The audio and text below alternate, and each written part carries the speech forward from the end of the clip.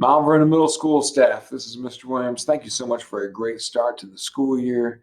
Teachers, thank you so much for your planning, your collaboration.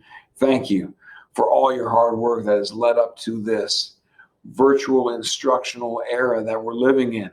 Parallel instruction, yes, indeed. In-person students, virtual students. And of course, the question is, how do we connect with all of them and make learning engaging and impactful for all of them? And certainly it's a challenging time to be an educator where you have kids in your room, you're dealing with COVID restrictions, and then of course the need to connect with kids learning from home. With that being said, the PLC year is starting, and certainly I want to encourage you to encourage one another and to find ways to help each other be successful and to streamline these processes as we teach both in person and our virtual students.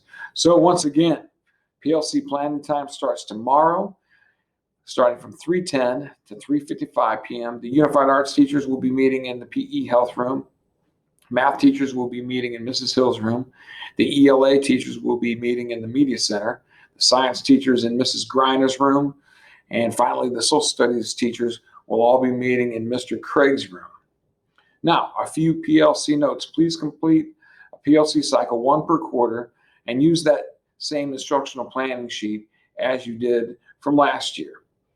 And we will be asking you to complete the PLC progress and feedback sheets, and that's to be done every other week. Also, once again, construction responses.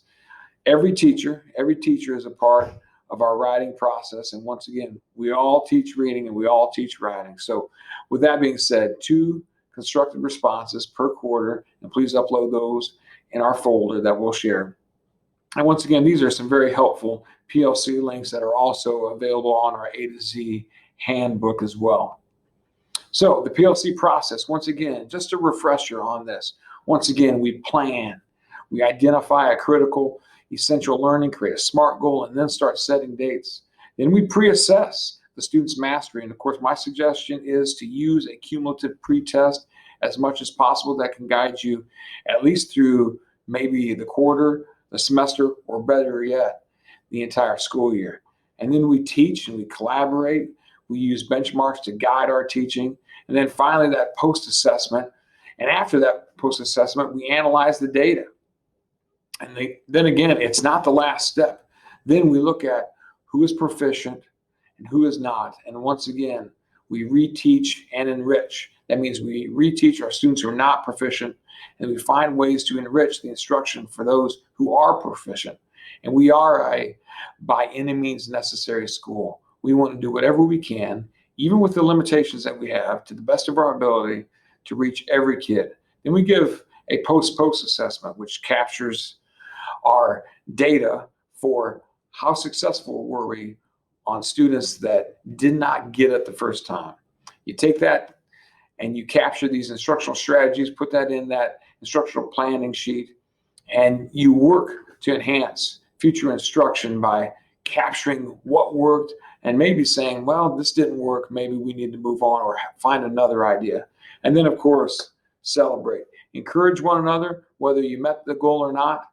You can celebrate, because certainly this is all a learning process. Again, it is a professional learning community. And the most important word in that starts with an L. We're learning. We're learning how to better instruct our students. One last note on PLCs for tomorrow. Please take time tomorrow to revisit your norms. Talk about those norms. Feel free to change them up if you feel that they're outdated. And then review the activities of the PLC process. But also, I really want you to think about discussing boundaries. Again, I'm very concerned that our teachers are working hard and may face burnout at some point in the school year, if not already. Discuss boundaries, maybe about student communication. Be upfront with your students about emails. Give them some guidelines as far as sending emails during school hours, or saying, you can send emails, but I will not be responding to emails after school hours. Set up some boundaries for yourself that you can make your life manageable. Once again, it is very important that you stay fresh, rejuvenated, and that you're at your best for your family, your loved ones, as well as our students. So with that, an email boundary may be. If you send an email, there is a 24-hour time delay on many of these emails. So think about those things and talk with your team about developing good personal boundaries for yourself. Because again, we want to avoid being up late at night, every night, answering emails. Once again, I really want to encourage you to find boundaries with your teammates and look to also form strategies that can make parallel instruction manageable. I know some of you are doing well with parallel instruction. Share your ideas. Maybe some of you have a new idea that you're willing to give a shot, that you can connect with your virtual students. Go for it and help each other out. So with that being said, once again, enjoy your Wednesday with each other.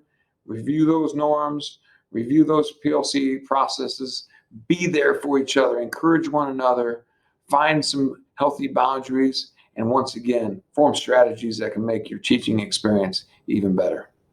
Thanks again. Go Marauders.